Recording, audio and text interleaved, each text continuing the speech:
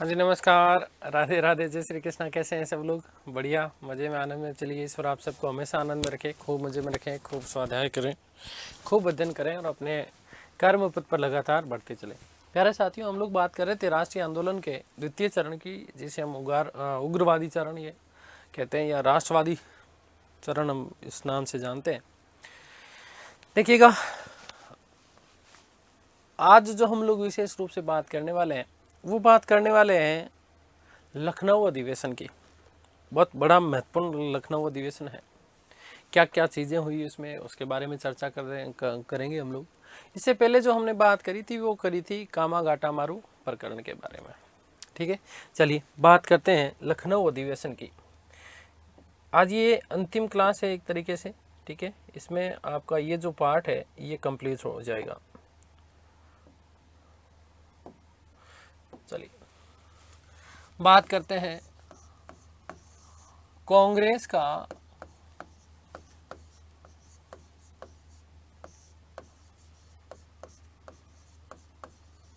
लखनऊ अधिवेशन।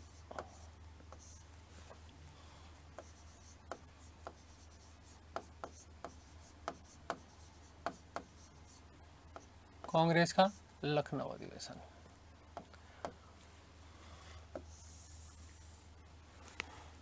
पहली चीज, मुझे ये बताने की अब आपको कतई आवश्यकता नहीं है कि कहां पर हुआ। हाँ, ये जरूर बताऊंगा कि कब हुआ। 1916 में। बात करके करें इसके अध्यक्ष की, तो ध्यान दीजिएगा कि कांग्रेस के इस 1916 के लखनऊ अधिवेशन की जो अध्यक्षता की गई, वो श्री अंबिका चरण मजूमदार के द्वारा। अंबिका चरण मजूमदार, अंबिका चरण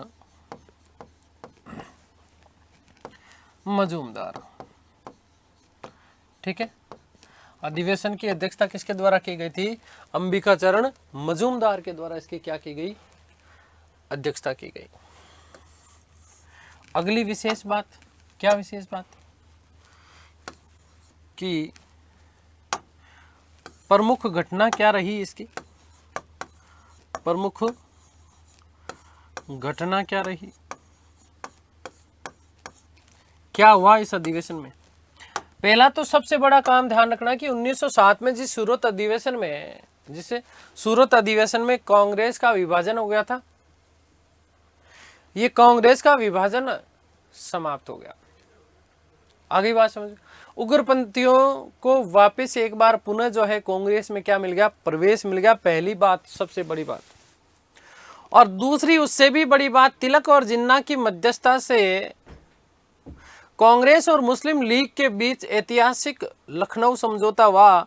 और इसी ऐतिहासिक लखनऊ समझौते में ध्यान दीजिएगा साथियों, जो 1909 में पहली बार मुस्लिमों के लिए पृथक निर्वाचन प्रणाली की शुरुआत की गई, उस पृथक निर्वाचन प्रणाली को औपचारिक रूप से स्वीकार कर लिया कांग्रेस ने।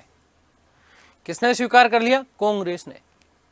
और ये कांग्रेस की सबसे बड़ी महान भूल थी।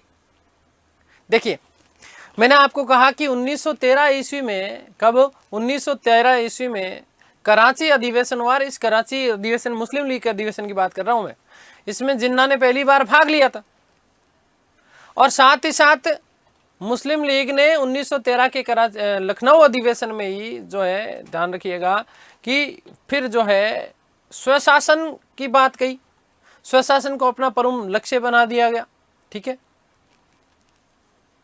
इंडियन मुस्लिम लीग जिन्ना के द्वारा स्थापित की गई। आगे बात समझ क्लियर है ना? तो ध्यान दीजिएगा कि ये जिन्ना, और इसलिए मैंने आपको कहा कि जिन्ना ने जो है, सरोजनी नायडू ने जिन्ना को एक बात कही थी। क्या बात कही? कि ये जिन्ना जो है वो हिंदू मुस्लिम एकता के प्रवर्तक हैं। हिंदू मुस्लिम एकता के क्या है? प्रवर्तक हैं।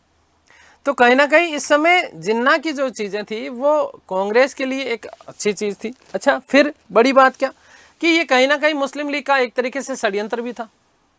भाई, प्रथम विश्व युद्ध के बाद में, प्रथम विश्व युद्ध के दौरान यदि हम लोग बात करें तो आप लोगों को पता होना चाहिए कि टर्की या तुर्की जिसे हम बोलते हैं, तो उसके ऊपर ब्रिटिश सरकार ने या ब्रिटेन ने जब युद्ध थोप दिया, तो ये बात भारतीय मुसलमानों के लिए और जिन्ना साहब के लिए भी जो है, उस समय की बात कर रहा हूँ मैं, ये थोड़ी सी असहनीय सी बात थी।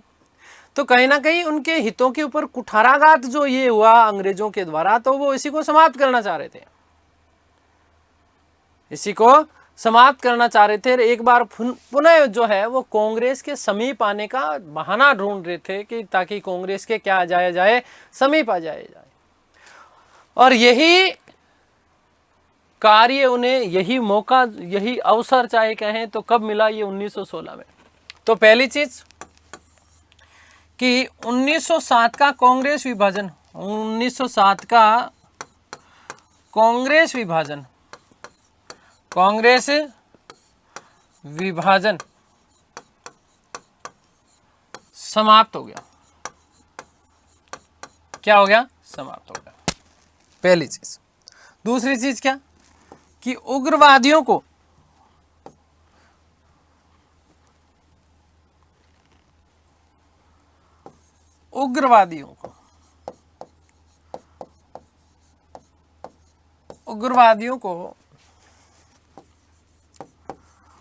पुनः कांग्रेस में शामिल कर लिया गया, पुनः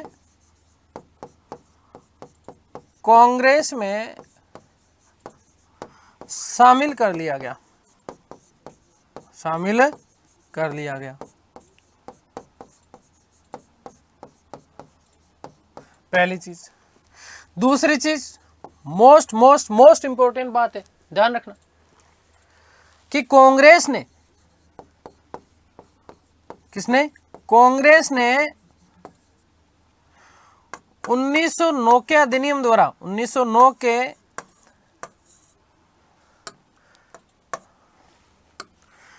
अधिनियम द्वारा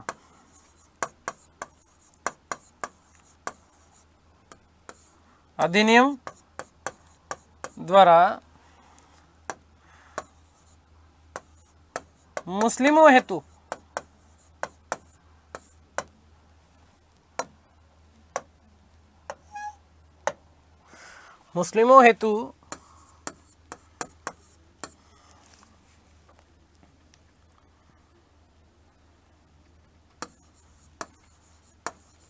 पृथक निर्वाचन पद्धति को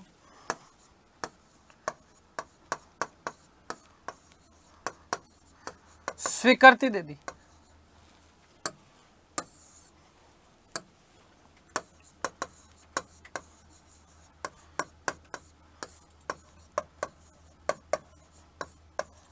ठीक है भाई, 1909 के अधिनियम द्वारा मुस्लिमों को जो पृथक निर्वाचन प्रणाली की बात कही गई, उसको स्वीकृति दे दी। किसने? कांग्रेस ने। और ये कांग्रेस की सबसे बड़ी महान भूल थी, कांग्रेस की सबसे बड़ी महान भूल थी, इस चीज को ध्यान रखिएगा, ठीक है ना। आगे बात समझिए, ये कांग्रेस की सबसे बड़ी महान भूल थी। तो एक तरीके से 1916 का ये जो अधिवेशन था, 1916 का जो ये अधिवेशन था, ये अधिवेशन एक तरीके से कांग्रेस और मुस्लिम लीग के बीच में ये एक ऐतिहासिक समझौता हो गया। आगे बात समझिए, आगे चल करके इसी चीज ने द्विराष्ट्र की अवधारणा का जो बीज अंकुरित हुआ था, ये इसी से हुआ एक तरीके से। आगे बात समझ क्लियर है? तो यहां पर विशेष रूप से ध्यान रखना कि ये जो कांग्रेस और मुस्लिम लीग के बीच में ये जो ऐतिहासिक समझौता हुआ है, इस ऐतिहासिक समझौते में तिलक और जिन्ना ने सबसे महत्वपूर्ण भूमिका निभाई थी, ठीक है ना। तो ध्यान रखिएगा, स्टार बना करके एक बात लिख रहा हूं कि कांग्रेस व मुस्लिम लीग के बीच हुए इस ऐतिहासिक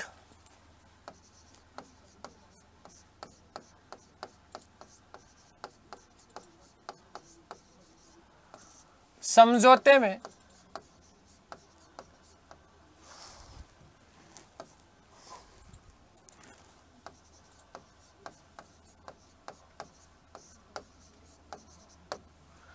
तिलक व जिन्ना ने, तिलक व जिन्ना ने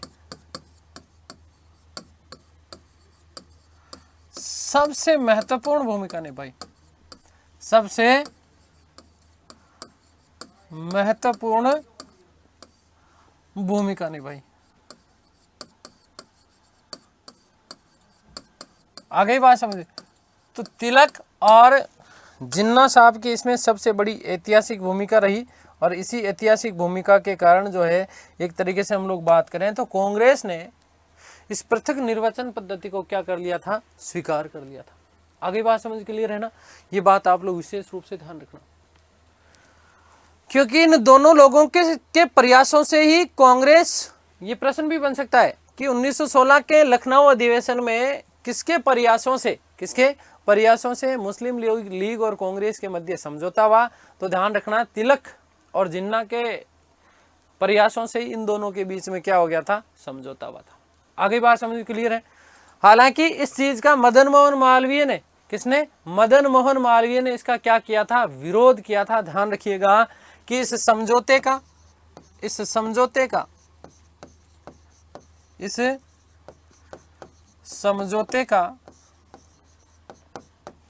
मदन मोहन मालवीय ने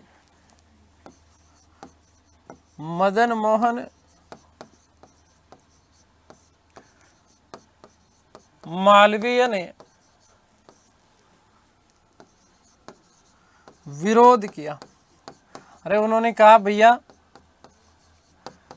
ये जो काम कर रहे हो ये ठीक नहीं है, है ना, आपने ये जो चीज स्वीकार की है ये कतई किसी भी दृष्टिकोण से ठीक नहीं है, और ये आगे चल करके राष्ट्र को दो राहे पे ले जा करके खड़ा कर देगी, है ना।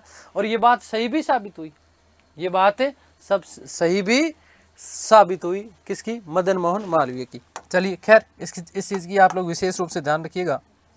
अब जो हम लोग चर्चा करने वाले हैं वो बात करने वाले हैं होम रूल लीग आंदोलन की, या होम रूल आंदोलन की। किसकी बात करने वाले हैं, होम रूल आंदोलन।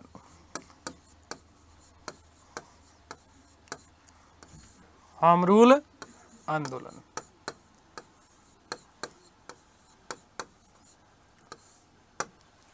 देखो सुनो भाई, बात करें होम रूल आंदोलन की तो होम रूल लीग बनाए थी सबसे पहले, किसके द्वारा, एनी बिसेंट के द्वारा। किसके द्वारा, एनी बिसेंट के द्वारा। किसके द्वारा, एनी बिसेंट के द्वारा, ठीक है। तो ध्यान दीजिएगा क्या चीज, कि होम रूल आंदोलन ने एक तो स्वशासन की मांग को लोकप्रिय बनाया। आपसे पूछा जा सकता है कि भारत में स्वशासन की मांग को सबसे ज्यादा लोकप्रिय बनाने का श्रेय किसको जाता है, तो होम रूल आंदोलन को जाता है। क्या हुआ था, देखो जून 1914 ईस्वी में आप लोगों को पता होना चाहिए कि 1908 में तिलक साहब को ब्रिटिश सरकार ने गिरफ्तार कर लिया था, और गिरफ्तार करने के साथ ही साथ जो है उन्हें बर्मा स्थित मांडले जेल में भेज दिया था। 6 वर्ष का उन्हें कठोर कारावास मिला। इस चीज का विरोध किया था, मैंने आपको बताया कि महाराष्ट्र के जो कपड़ा व्यवसायी थे, जो मजदूर थे, उन्होंने इसका क्या किया था, विरोध किया। जून 1914 में 6 वर्ष का कठोर कारावास करके वापस लौटते हैं कौन, तिलक। और तिलक आए, और तिलक ने आते ही एनी बिसेंट के साथ में मिलकर के, किसके साथ मिलकर के, एनी बिसेंट के साथ में मिलकर के होम रूल आंदोलन प्रारंभ किया। कौन सा आंदोलन प्रारंभ किया, होम रूल आंदोलन प्रारंभ किया। हालांकि बात करें तो इस होम रूल आंदोलन की जो योजना बनाई गई थी वो योजना एनी बिसेंट के द्वारा बनाई गई थी। वस्तुतः उनको प्रेरणा कहां से मिली, तो यह भी बड़ा अच्छा प्रश्न बन सकता है कि एनी बिसेंट को भारत में होम रूल आंदोलन चलाने की प्रेरणा कहां से मिली थी। तो उन्हें प्रेरणा मिली थी आयरलैंड में एक आंदोलन चल रहा था, कौन सा, होम रूल, ठीक है ना। आयरलैंड में भी आंदोलन चल रहा था, कौन सा, होम रूल। इसी से उनको क्या मिली थी, प्रेरणा मिली थी। हालांकि आयरलैंड का जो आंदोलन था, वहां पर आंदोलन चलाने वाले जो क्रांतिकारी जो व्यक्ति थे उनका नाम था रेडमांड। क्या नाम था, रेडमांड। तो इस रेडमांड ने एनी बिसेंट के लिए एक तरीके से प्रेरक का कार्य किया था, और इसी के माध्यम से बोले तो क्या, होम रूल आंदोलन के माध्यम से ही भारत में स्वशासन की मांग को सबसे ज्यादा लोकप्रिय बनाया गया था। आगे बात समझ तो ध्यान दीजिएगा मैं कुछ चीजें लिख रहा हूं। पहली चीज, योजना किसके द्वारा? देखो सीधा सीधा एक तो प्रश्न ये भी बन सकता है कि होम रूल आंदोलन कब चालू किया गया? 1916। क्या चीज? 1916 में। आगे बात समझ में क्लियर है? तो ये चीज आप लोग विशेष रूप से ध्यान रखिएगा। योजना एनी बिसेंट द्वारा, एनी बिसेंट द्वारा। प्रेरणा कहां से मिली? प्रेरणा, ठीक है। तो ध्यान रखना कि आयरलैंड में चल रहे, आयरलैंड में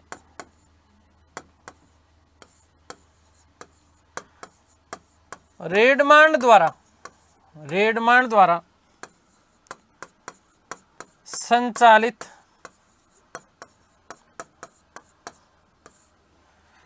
होम रूल आंदोलन से,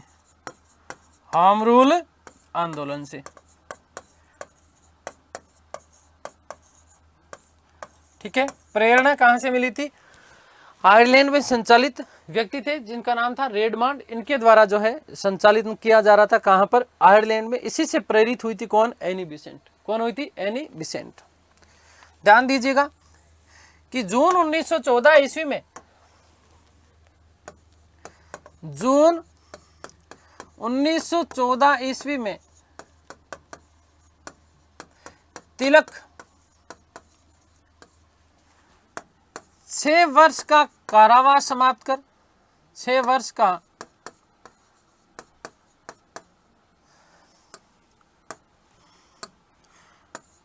कारावास समाप्त कर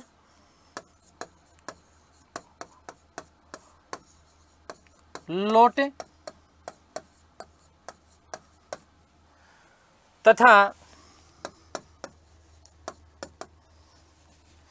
एनी बिसेंट के साथ मिलकर, एनी बिसेंट के साथ मिलकर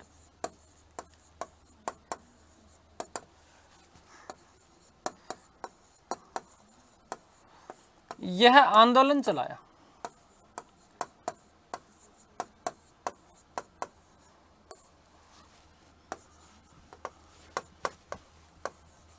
यह आंदोलन चलाया।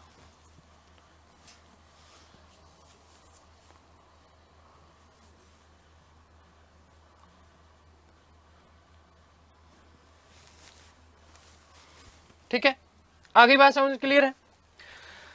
चलिए तो बात करते हैं थोड़ी सी एनी बिसेंट के बारे में। तो ध्यान दीजिएगा, एनी बिसेंट ने एक तो 2 समाचार पत्र निकाले। एक तो न्यू इंडिया, जो कि होम रूल का मुख्य पत्र कहलाता था, होम रूल का मुख्य पत्र था जिसका नाम क्या था? New India. और दूसरा था कॉमनवेल्थ। क्या नाम था? कॉमनवेल्थ। ये 2 अखबार निकाले थे। किसके द्वारा निकाले गए थे? एनी बिसेंट के द्वारा। और कॉमनवेल्थ में पहली बार एक तरीके से बात करें तो एनी बिसेंट ने इस होम रूल आंदोलन की क्या की थी? व्याख्या की थी, ठीक है ना। और इस होम रूल का मुख्य उद्देश्य क्या था? मुख्य उद्देश्य यह था कि एनी बिसेंट भारत में सभी वर्गों को संगठित करना चाहती थी, ठीक है ना। तो समाचार पत्र,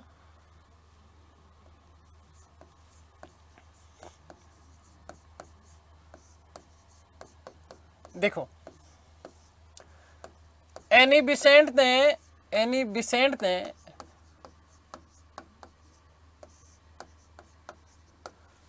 एक तो चलाया न्यू इंडिया, न्यू इंडिया नामक समाचार पत्र किसके द्वारा लिखा गया था? ध्यान रखिएगा, एनी बिसेंट के द्वारा, जो कि होम रूल का मुख्य पत्र था, मुख्य पत्र कहलाता है, ठीक है। होम रूल का मुख्य पत्र, होम रूल का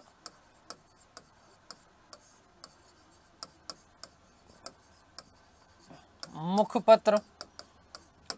दूसरा कॉमनवेल्थ, दूसरा नाम क्या है? कॉमनवेल्थ। ध्यान रखिएगा कि इसी कॉमनवेल्थ नामक समाचार पत्र में एनी बिसेंट ने सबसे पहले होम रूल की व्याख्या की थी, ठीक है। आगे बात समझे। एनी बिसेंट ने अपने इस समाचार पत्र में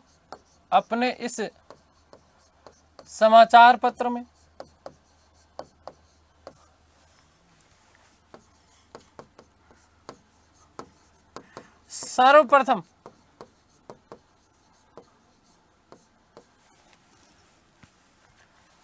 होम रूल की व्याख्या की।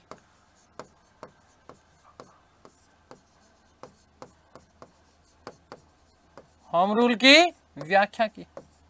आगे बात समझ क्लियर है?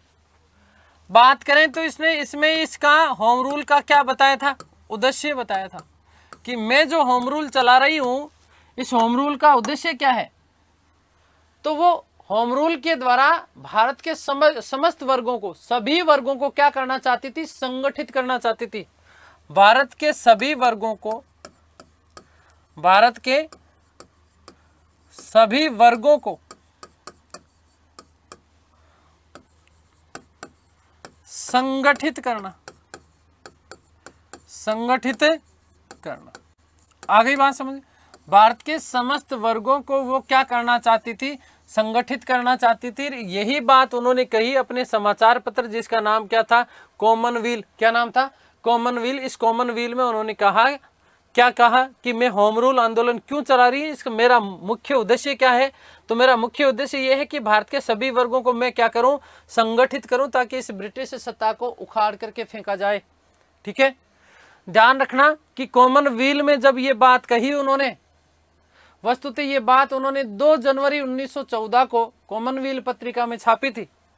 ठीक है, कब, तो 2 जनवरी 1914 को, 2/1/1914 ईस्वी को, 2/1/1914 ईस्वी को।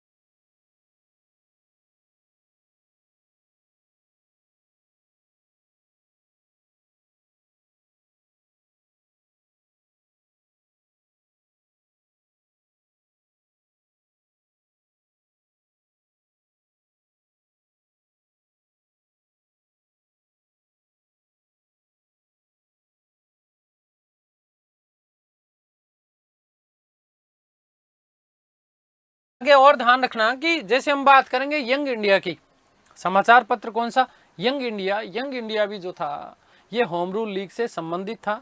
ध्यान रखिएगा, यंग इंडिया जो समाचार पत्र था गांधी जी का, किसका था, गांधी जी का। इसका संबंध भी किससे माना जाता है, होम रूल आंदोलन से माना जाता है। अब देखिएगा व्याख्या कब की है इसने, 2 जनवरी 1914 को होम रूल की उन्होंने क्या की थी, व्याख्या की थी। क्या की थी, व्याख्या की थी। अगली बात समझ क्लियर है? और यही इस व्याख्या के दौरान उन्होंने कहा, एनी बेसेंट ने कहा कि हिंदू प्रणाली जो है वो पश्चिमी सभ्यता से बढ़कर है, पश्चिमी सभ्यता से बेहतर है। कहीं पर भी पश्चिमी सभ्यता हिंदू सभ्यता का मुकाबला नहीं कर सकती। इसी अंक में उन्होंने कहा कि पश्चिमी सभ्यता, क्या कहा कि पश्चिमी सभ्यता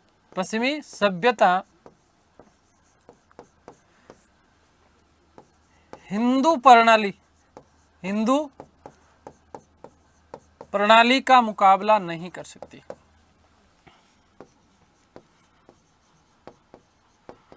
मुकाबला नहीं कर सकती।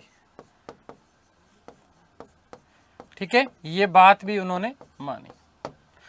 एक नोट लगा के लिख रहा हूं कि गांधी जी का यंग इंडिया, कि गांधी जी का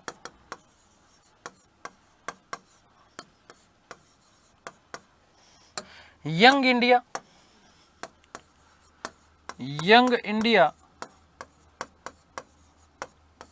समाचार पत्र भी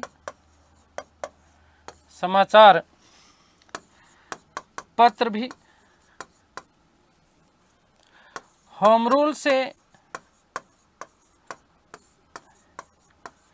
संबंधित माना जाता है, संबंधित माना जाता है।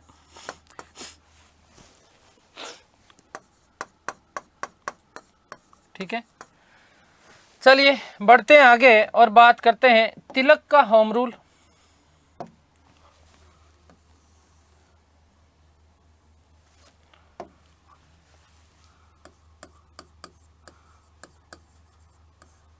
तिलक का होम रूल, तिलक का होम रूल। चर्चा करते हैं तिलक साहब के होम रूल की।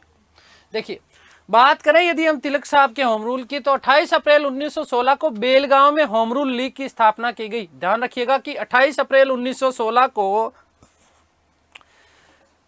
होम रूल लीग की क्या की गई, स्थापना की।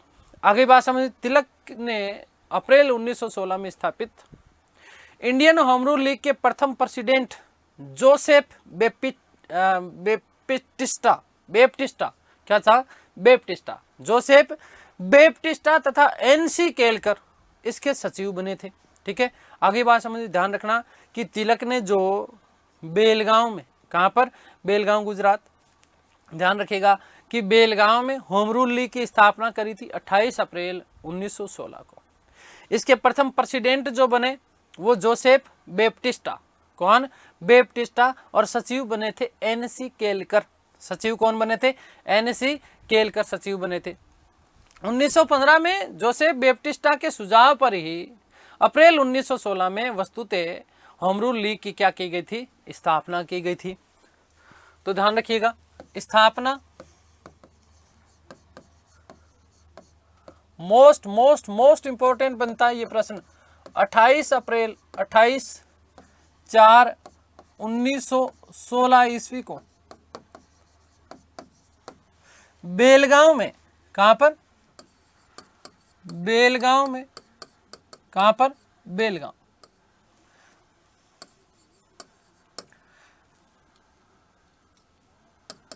जोसेफ बेप्टिस्टा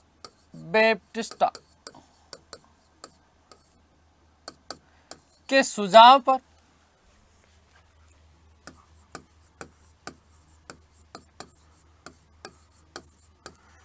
तिलक ने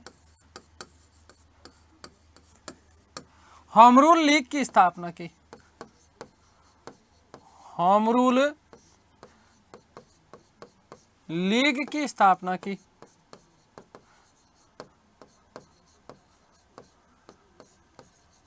ठीक है, पूछा जा सकता है कि तिलक साहब का होम रूल लीग कहां से, तो बेलगांव से। कब, 28/4/1916 को।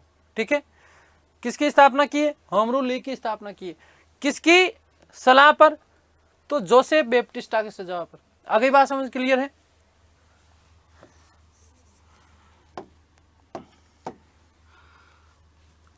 अध्यक्ष कौन बने, तो अध्यक्ष वही जिसने सुझाव दिया, जोसेफ बेप्टिस्टा।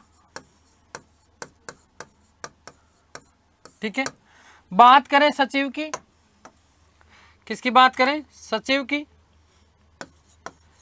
तो सचिव साहब कौन थे, वो भी ध्यान रखना कि तिलक के होम रूल लीग के सचिव कौन थे, एनसी केलकर।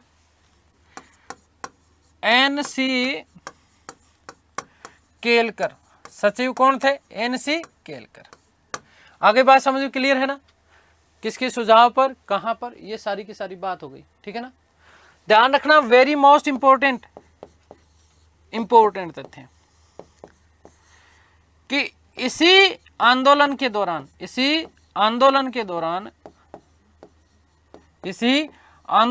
दौरान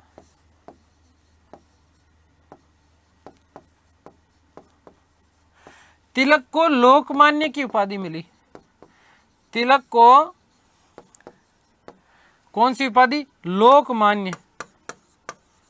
ठीक है, तिलक को लोकमान्य की उपाधि मिली, लोकमान्य की उपाधि मिली।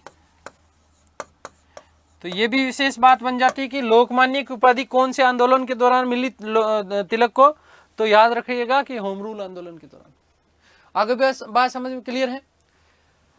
बात करें सदस्यों की, और इसके अन्य सदस्य कौन कौन थे, अन्य सदस्य, इसके अन्य सदस्यों की यदि हम लोग चर्चा करें तो ध्यान दीजिएगा, जीएस खापड़े, कौन, जीएस खापड़े, बीएस मुंज,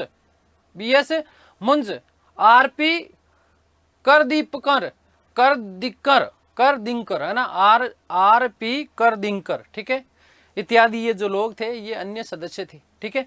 GS खापड़े, GS खापड़े, GS खापड़े। इसके अलावा BS मुंज, BS मुंज, BS मुंज और RP करदिंकर, RP करदिंकर।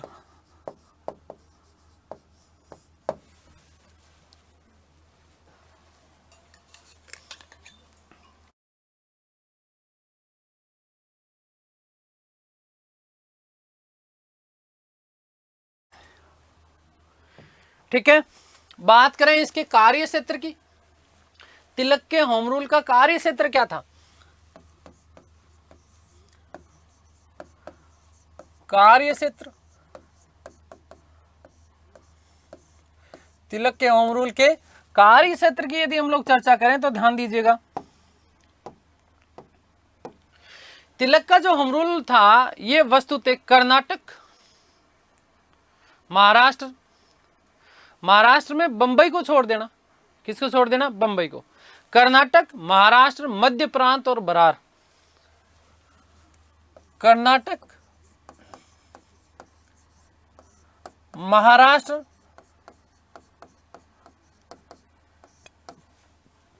मध्य प्रांत और साथ में ध्यान रखना बरार। स्टार बना के लिख रहा हूं कि बंबई शामिल नहीं था, बंबई शामिल नहीं था, शामिल नहीं था। तिलक के होम रूल में महाराष्ट्र था लेकिन बंबई शामिल नहीं था। आ गई बात समझ में? क्लियर है? और उसके अलावा शेष भारत जो था वहां जितना भी जहां पर क्षेत्र था वो एनी बिसेंट का कार्य क्षेत्र हुआ करता था। तिलक का जो लीग था वो 6 शाखाओं में विभाजित थी। ध्यान रखना कि तिलक की लीग, तिलक की होम रूल लीग, तिलक की होम रूल लीग 6 शाखाओं में विभाजित थी, 6 शाखाओं में विभाजित थी।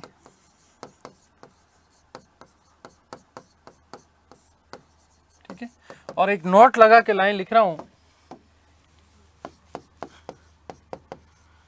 कि स्वराज्य को सबसे ज्यादा लोकप्रिय, स्वराज्य को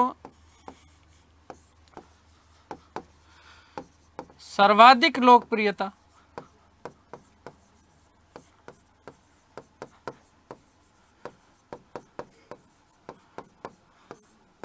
होम रूल लीग से मिली, होम रूल लीग से मिली। ठीक है, किससे मिली थी? होम रूल लीग से मिली थी। किसको? स्वराज्य को। आगे बात समझे? क्लियर है? ये चीज विशेष रूप से ध्यान रखना। एक बात इसमें और ध्यान रखना है कि तिलक ने जो स्वराज्य की मांग जो थी इसको भाषाई आधार पर राज्यों के निर्माण तथा स्थानीय शिक्षा में इसको, स्थानीय शिक्षा से इसको जोड़ा था। ध्यान रखिएगा कि तिलक ने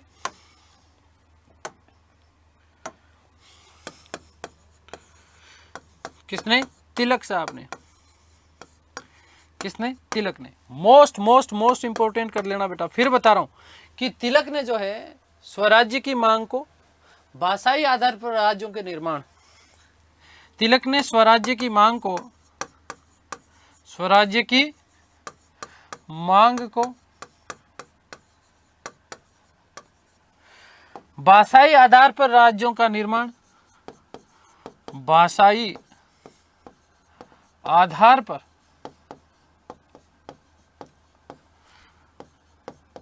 राज्यों के निर्माण, राज्यों के निर्माण। पहली चीज इन्होंने कहा कि भाषाई आधार पर राज्यों का क्या होना चाहिए? निर्माण होना चाहिए। और स्थानीय भाषा में शिक्षा, नंबर 1। स्थानीय भाषा में शिक्षा, स्थानीय भाषा में शिक्षा के आधार पर, शिक्षा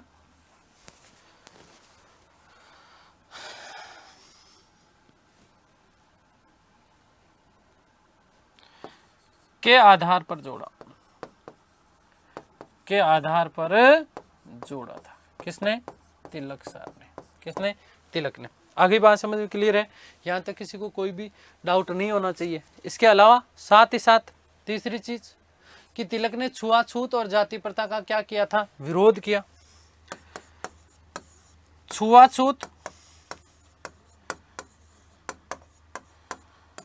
व जाति प्रथा का, जाति प्रथा का विरोध किया। किसका विरोध किया? छुआछूत और जाति प्रथा का इन्होंने क्या किया था? विरोध किया था। किसने? तिलक साहब ने। लेकिन उन्होंने बात कही कि राज्य का जो निर्माण है वो भाषाई आधार पर होना चाहिए और वहां पर स्थानीय शिक्षा, स्थानीय भाषा में क्या दी जानी चाहिए? शिक्षा देनी चाहिए। ठीक है, आगे बात समझिए। 1916 में सरकार ने, इस ब्रिटिश ईस्ट इंडिया कंपनी ने या ब्रिटिश ईस्ट इंडिया सरकार ने, कंपनी तो नाम नहीं लेंगे प्रयोग, तिलक के ऊपर मुकदमा चलाया। क्या चलाया? मुकदमा चलाया और मोहम्मद अली जिन्ना के नेतृत्व में वकीलों के दल ने हाईकोर्ट में तिलक का मुकदमा लड़ा था कि 1916 में 16 ईस्वी में सरकार ने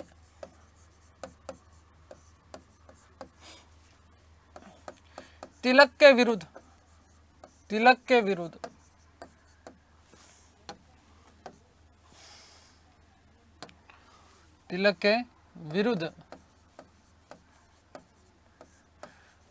मुकदमा चलाया।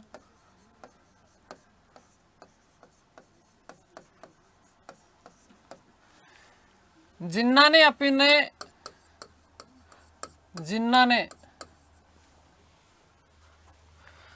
अपने वकीलों के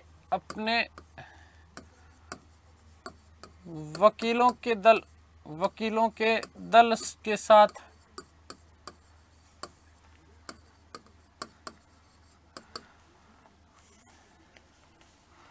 विरोध किया। क्या किया? विरोध किया। वे इसकी पैरवी की, इसकी मुकदमे की क्या की? पैरवी की। आगे बात समझ में क्लियर है? तो ये चीज ध्यान रखिएगा। ये हमने बात कर ली तिलक के होम रूल की। अब हम बात करते हैं एनी बिसेंट का होम रूल।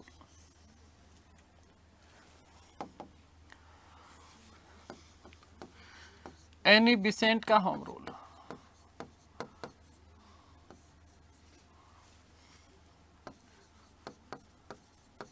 एनी बिसेंट का होम रूल। एक तो एनी बिसेंट के होम रूल में सबसे बड़ी बात क्या कि व्यापक था। क्या था? व्यापक था। सितंबर 1916 में एनी बिसेंट ने मद्रास में Akhil Bharatiya home rule league की स्थापना की। स्थापना की बात करें तो देखो ध्यान रखना कि तिलक का तो स्थापना 28 अप्रैल को हुई है, जबकि एनी बिसेंट ने जो स्थापना की थी वो सितंबर 1916 ईस्वी में। 1916 ईस्वी में कहां? तो ध्यान रखिएगा कि मद्रास में। कहां पर? मद्रास में अखिल भारतीय, मद्रास में अखिल भारतीय क्या चीज? Akhil Bharatiya home rule league, home rule league की स्थापना की। कहां पर हुई है? मद्रास में। तिलक वाले की कहां पर हुई है? बेलगांव में। कब हुई है? अप्रैल में। कहां पर हुई है? अप्रैल में। ध्यान रखना कि एनी बिसेंट का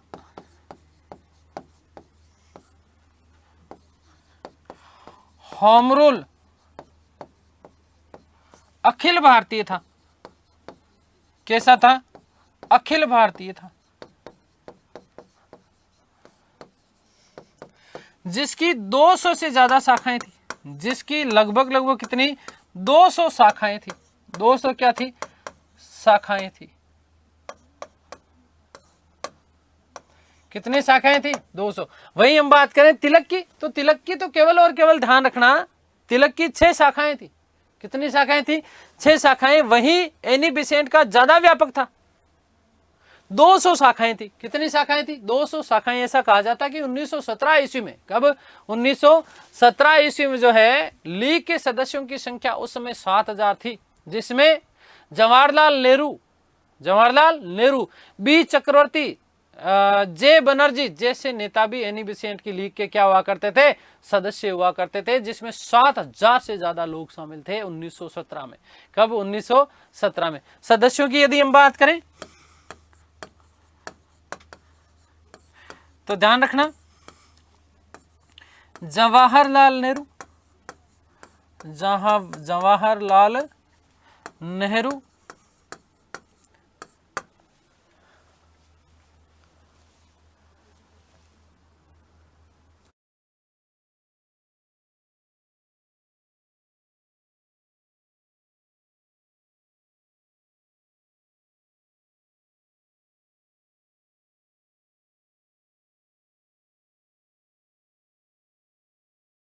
बी चक्रवर्ती,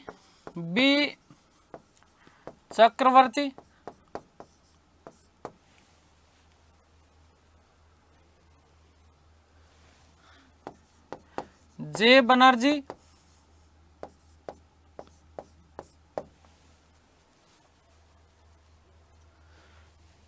इसके अलावा बात करें तो मोतीलाल नेहरू। अन्य की बात करें तो मोतीलाल नेहरू, कौन? मोतीलाल नेहरू, भूलाबाई देसाई, सीआर दास, चितरंजन दास,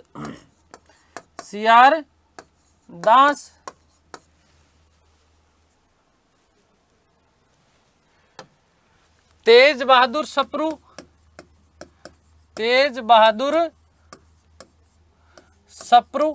कौन? तेज बहादुर सप्रू। मोहम्मद अली जिन्ना, कौन? मोहम्मद अली जिन्ना, लाला लाजपत राय, ठीक है, मोहम्मद अली जिन्ना, ठीक है।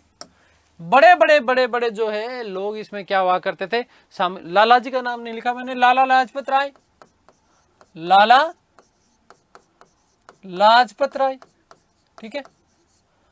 ये बड़े जो व्यक्तित्व थे उस समय के, वो ध्यान रखना, एनी बिसेंट की होम रूल लीग के क्या हुआ करते थे? सदस्य हुआ करते थे। इन्होंने सबने सदस्यता धारण की थी। किसकी? होम रूल लीग की। किस वाली की? एनी बिसेंट वाली की। आगे बात समझ क्लियर है? बात करें एनी बिसेंट के होम रूल की सचिव की, तो जॉर्ज अरुंडेल, कौन? George Arundale home rule league के क्या हुआ करते थे? सचिव हुआ करते थे, संगठन मंत्री थे। और इनके साथ में एनी बिसेंट भी इसकी क्या हुआ करती थी? सचिव हुआ करती थी, ठीक है। जबकि उस समय के 2 मजदूर नेता हुआ करते थे, जिनका नाम था, एक तो बीपी वाडिया, ये इसके कोषाध्यक्ष थे, और सीपी रामास्वामी अय्यर, ये जो थे इसके क्या थे? महासचिव। सचिव की बात करें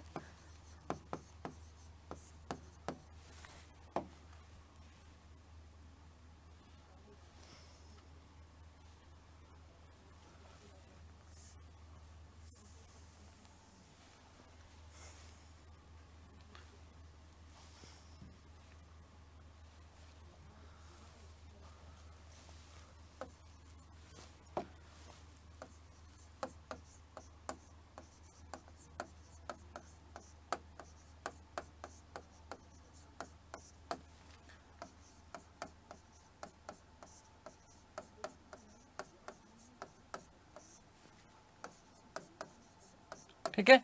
सचिव में ध्यान रखना स्वयं एनी बिसेंट और एनी बिसेंट के साथ में याद रखना अरुंडेल, ठीक है। एनी बेसेंट के साथ में क्या याद रखेंगे? अरुंडेल। आगे बात समझ में क्लियर है? George Arundale, George Arundale. ठीक है। बात करें महासचिव की, किसकी बात करें? महासचिव कौन थे एनी बेसेंट के, होम रूल लीग के?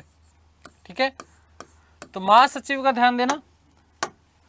महासचिव जो थे वो थे CP Ramaswamy Iyer, CP Ramaswamy Iyer, CP Ramaswamy Iyer. ठीक है, हालांकि इतना आपसे कोई नहीं पूछेगा। ठीक है, साथ ही साथ ध्यान रखना कोषाध्यक्ष भी आप यदि ध्यान रखना चाहें तो याद रखना बीपी वाडिया, बीपी वाडिया। कोषाध्यक्ष कौन थे? BP Wadia, BP Wadia. BP Wadia जो थे ये एनी बेसेंट के होम रूल लीग के क्या हुआ करते थे? कोषाध्यक्ष हुआ करते थे।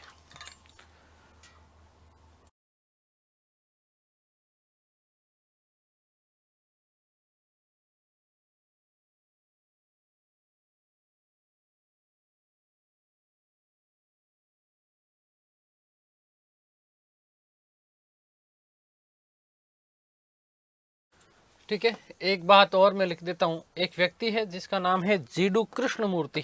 क्या नाम है? जीडू कृष्णमूर्ति। उस जीडू कृष्णमूर्ति को एनी बेसेंट ने अपना धर्म पुत्र बनाया था। जीडू कृष्णमूर्ति को, जीडू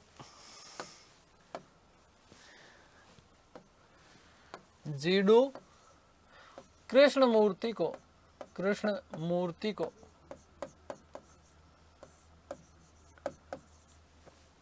एनी बेसेंट ने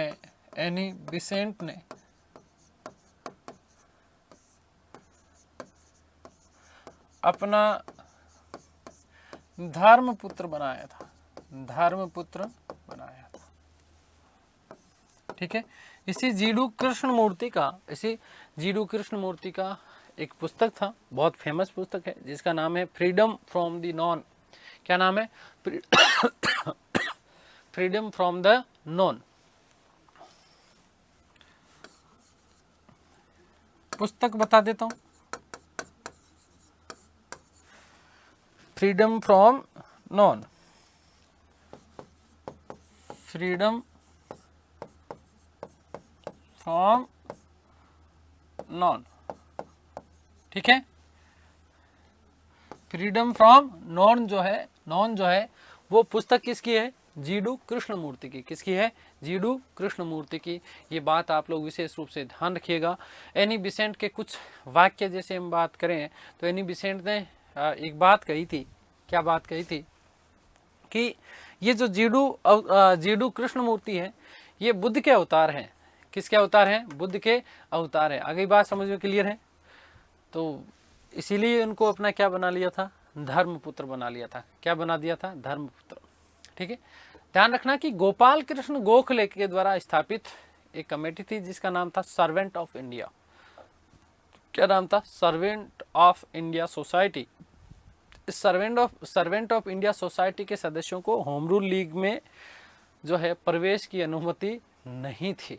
ठीक है, हालांकि लेकिन फिर भी ये जो है इस होम रूल एनी बेसेंट के होम रूल लीग का क्या किया करते थे? समर्थन किया करते थे। क्या किया करते थे? समर्थन किया करते थे।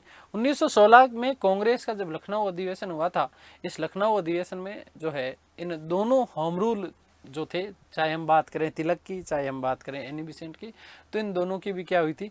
संयुक्त बैठक हुआ करती थी। एक नोट लगा के बात लिख रहा हूं कि गोपाल कृष्ण गोखले द्वारा स्थापित, नोट, गोपाल कृष्ण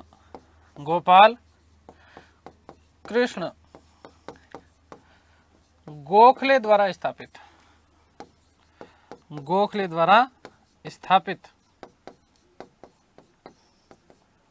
ठीक है, क्या चीज? ये मोस्ट इंपोर्टेंट बनता है। Servant of India society, servant of India society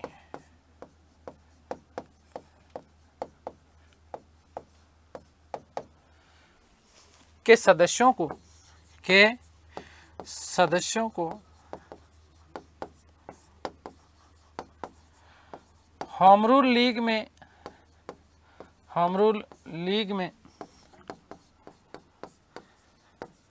शामिल होने की अनुमति नहीं थी। शामिल होने की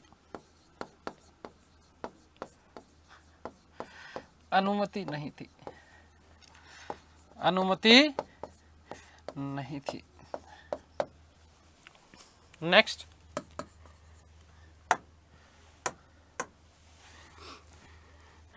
कि तिलक व एनी बेसेंट, तिलक व एनी बेसेंट दोनों के होम रूलों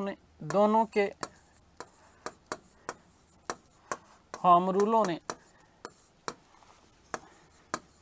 लखनऊ अधिवेशन में भाग लिया था। लखनऊ अधिवेशन में भाग लिया।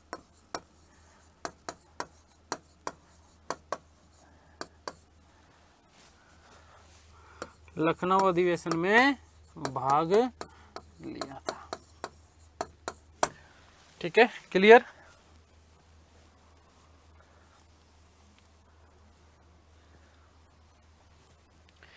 तो अब ये धमाधम चल रहा है होम रूल लीग आंदोलन।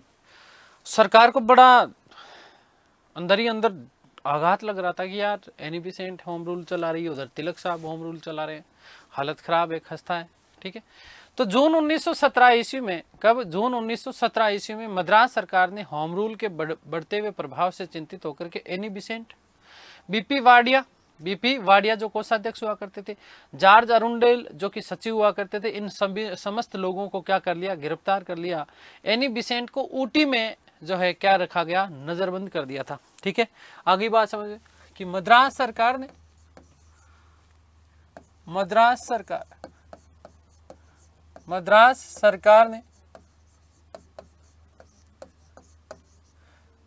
जून 1917 ईस्वी में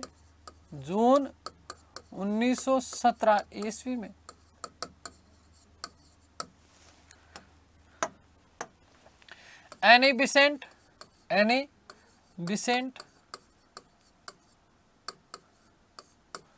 जॉर्ज अरुंडेल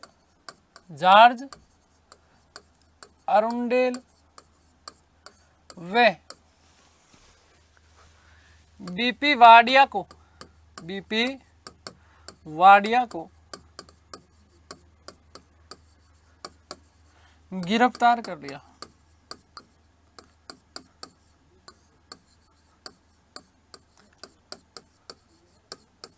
ठीक है, ध्यान रखिएगा कि एनी बेसेंट को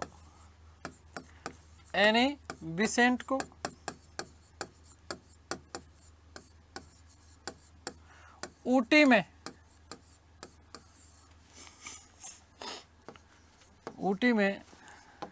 नजरबंद कर दिया। क्या कर दिया? नजरबंद कर दिया। ऊटी में क्या कर दिया गया?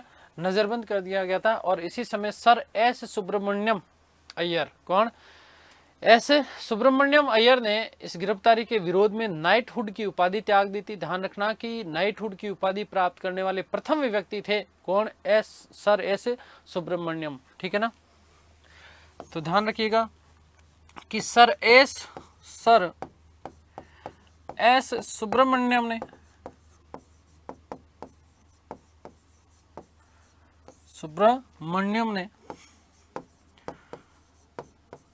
नाइटहुड की उपाधि त्याग दी।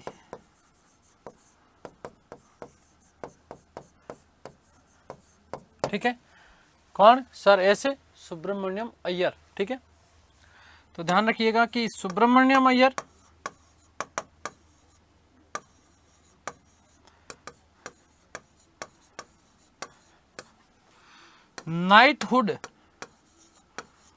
नाइटहुड की उपाधि प्राप्त करने वाले प्रथम भारतीय थे। उपाधि प्राप्त करने वाले प्राप्त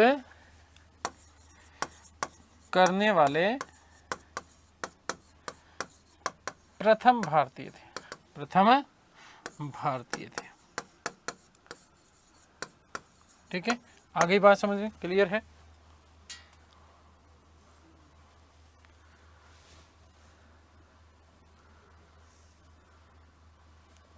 ठीक है, आगे बात समझ।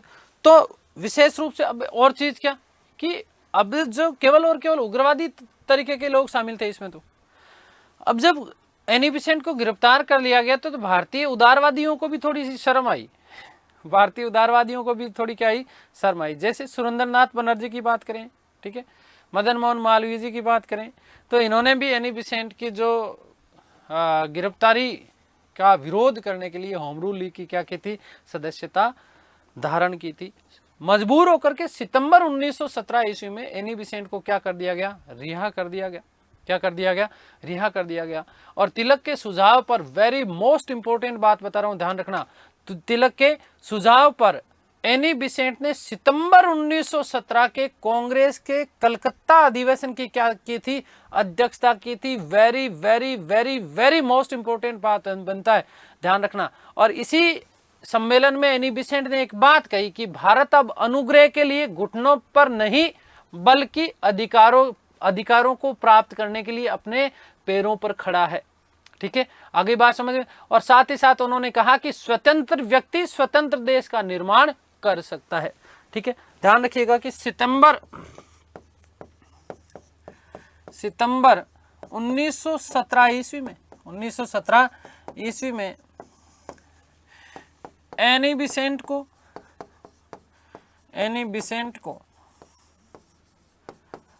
रिहा कर दिया गया,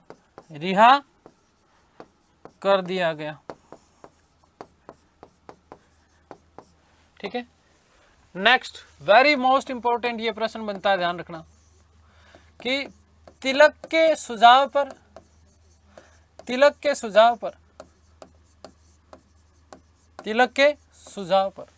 मोस्ट इंपॉर्टेंट प्रश्न बनता है, ये चीज ध्यान रखना। एनी बेसेंट ने दिसंबर 1917 के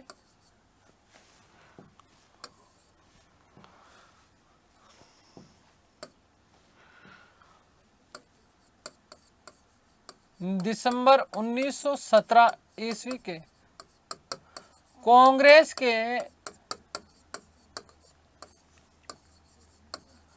कलकत्ता अधिवेशन की अध्यक्षता की। कलकत्ता अधिवेशन की अध्यक्षता की।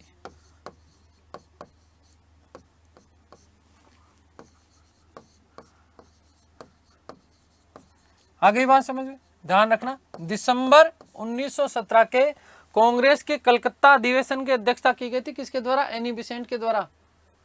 आगे बात समझ क्लियर है।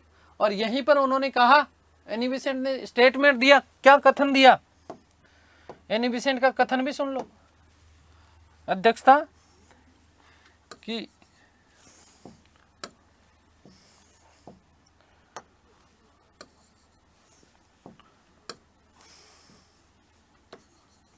ठीक है, कथन की बात करें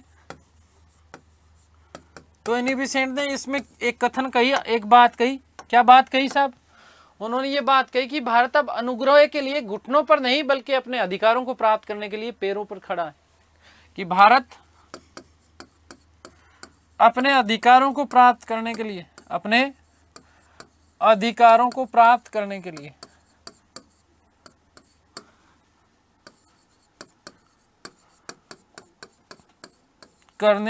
अपने पैरों पर खड़ा है, अपने पैरों पर खड़ा है। और साथ ही साथ उन्होंने कहा कि स्वतंत्र व्यक्ति ही स्वतंत्र राष्ट्र या स्वतंत्र देश का क्या कर सकता है, निर्माण कर सकता है। पहला स्टेटमेंट तो ये। दूसरा कि स्वतंत्र व्यक्ति ही क्या चीज, स्वतंत्र व्यक्ति ही, ध्यान रखना, कि स्वतंत्र देश का निर्माण कर सकता है। स्वतंत्र देश का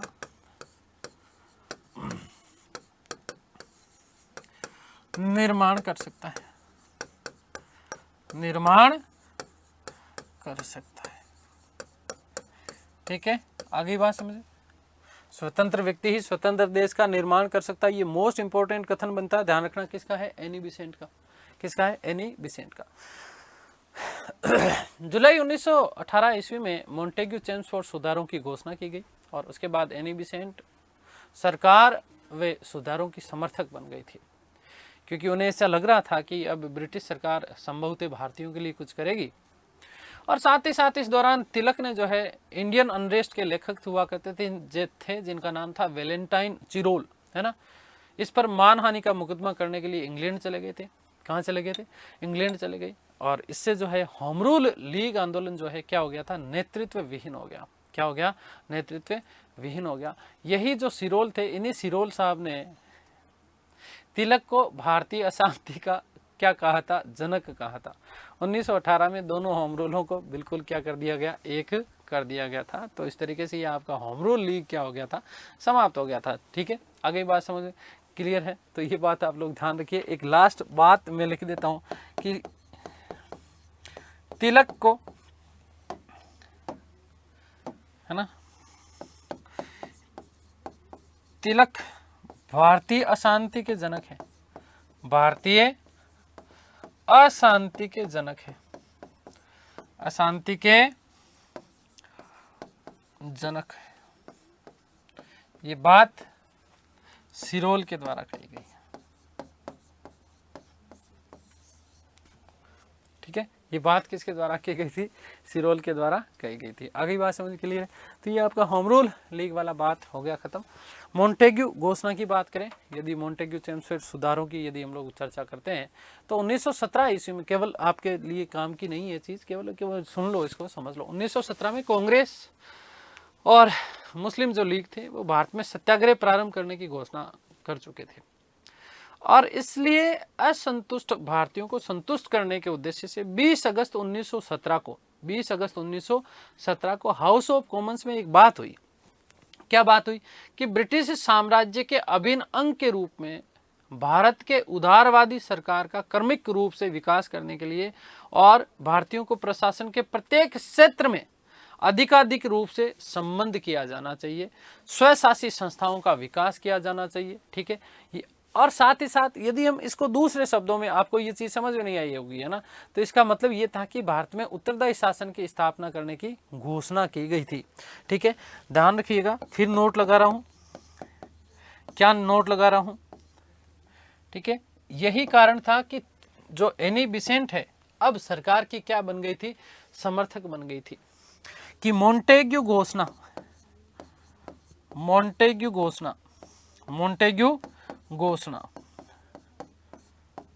1917, ठीक है, भारत में उत्तरदायी शासन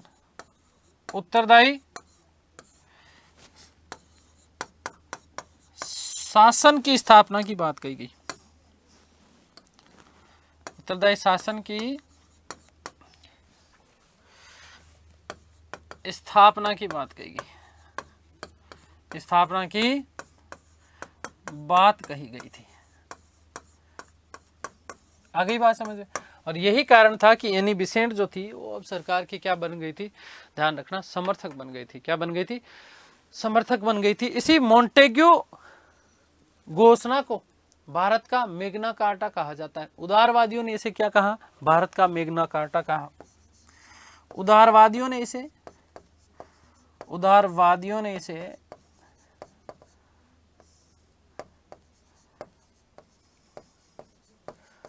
भारत का मेग्ना कार्टा कहा।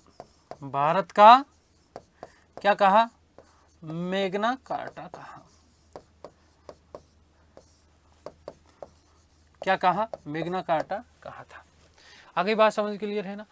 और इसी मॉन्टेग्यू की रिपोर्ट के आधार पर ही 1919 भारत सरकार अधिनियम क्या किया गया था? पारित किया गया था। तिलक ने हालांकि इन चीजों का क्या किया था? विरोध किया था, है ना, 1919 के सुधारों को उन्होंने एक बात कही कि ये संतोषप्रद है, ये निराशाजनक है और बिना सूरज का सवेरा है, सूर्य विहीन उषा काल बताया था।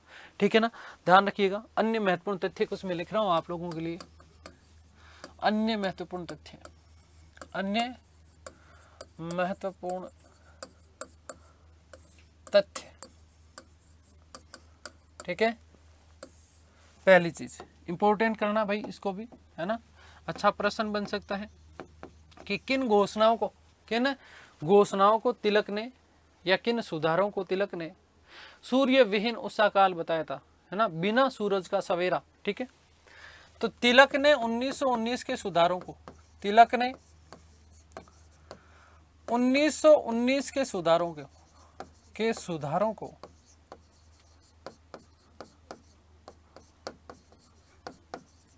ठीक है, क्या कहा था? मोस्ट इंपोर्टेंट प्रश्न बनता है, फिर कह रहा हूं, सूर्य विहीन उषा काल, सूर्य विहीन उषा काल, सूर्य विहीन उषा काल का मतलब क्या था? बिना सूरज का सवेरा, मतलब क्या है? बिना, ठीक है, बिना सूरज का सवेरा का, सूरज का सवेरा कहा था। आगे बात समझे, क्या कहा था? बिना सूरज का सवेरा है, कोई मतलब नहीं है। 1917 मोंटेग्यू घोषणा की, जुलाई 1918 मोंटेग्यू चेम्स और सुधारों की घोषणा के बाद में इन सुधारों को लेकर के कांग्रेस में क्या हो गया था? मतभेद हो गया। और 1918 ईस्वी में सुरेंद्रनाथ बनर्जी में कांग्रेस के उदारवादी नेताओं ने अखिल भारतीय उदारवादी संघ की क्या की थी? स्थापना की थी। ठीक है, आगे बात समझे। इन सुधारों को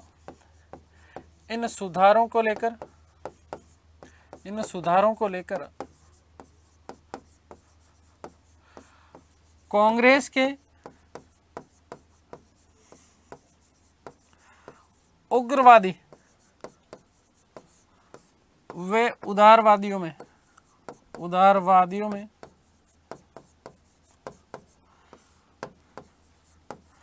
मतभेद हुआ। क्या हुआ? मतभेद हुआ। कितना टाइम हो गया?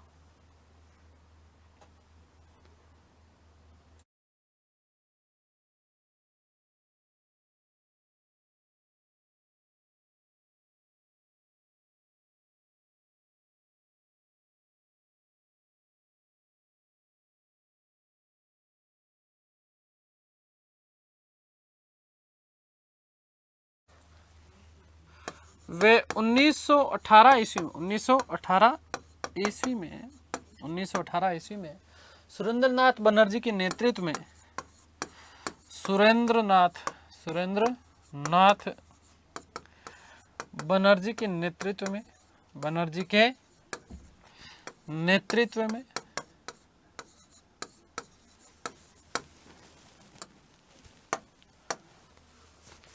अखिल भारतीय उदारवादी संघ, अखिल भारतीय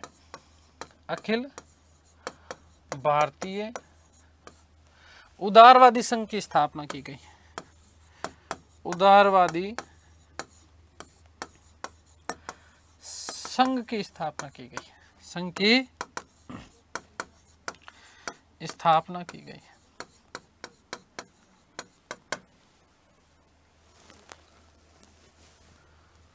और 1918 बंबई में कांग्रेस का दूसरी बार विभाजन हो गया। कांग्रेस का दूसरी बार विभाजन हो गया। विभाजन हो गया।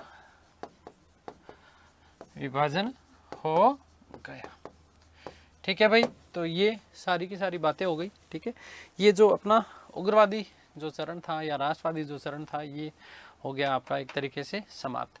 आप लोगों को पता होना चाहिए कि उसके बाद में 1919 का भारत सरकार अधिनियम आया। पॉलिटिकल के हिसाब से, पॉलिटिकल राजनीति विज्ञान में आप लोगों ने इसको पढ़ लिया होगा। ठीक है, वापस मुझे बताने की जरूरत नहीं है आप लोगों को। ठीक है, क्या किया गया था? प्रांतों में द्वैध शासन की क्या की गई थी? स्थापना की गई थी। ठीक है, अगली बात समझ। इसी द्वैध शासन को लेकर के जो इसमें दोष थे, इन दोषों को लेकर के मद्रास के मंत्री हुआ करते थे जिनका नाम था वीके रेड्डी, यानी माफ कीजिए केवी रेड्डी। क्या नाम था? केवी रेड्डी। इन केवी रेड्डी ने कहा कि मैं विकास मंत्री था परंतु मेरे अधीन वन विभाग नहीं था। मैं सिंचाई मंत्री था लेकिन मेरे अधीन कृषि विभाग नहीं था। ठीक है ना, तो ये इस प्रकार की चीजें बात कही गई थी। ठीक है ना, कांग्रेस के अंदर ही जो है शक्तिशाली प्रभावक गुट के रूप में कार्य करने के लिए मदन मोहन मालवीय, कौन?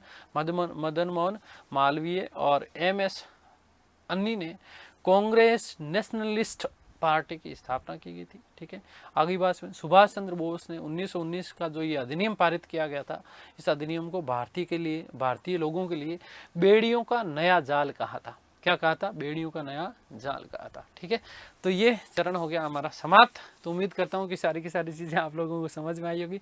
ईश्वर से प्रार्थना करता हूँ कि आप सब स्वस्थ रहें, मस्त रहें, तंदुरुस्त, आह्लादित और प्रसन्नचित रहें। इस सृष्टि की संपूर्ण खुशियाँ आपको और आपके परिवार को मिलते हैं हमारी अगली क्लास में। जब तक के लिए सभी को धन्यवाद, नमस्कार, थैंक यू सो मच।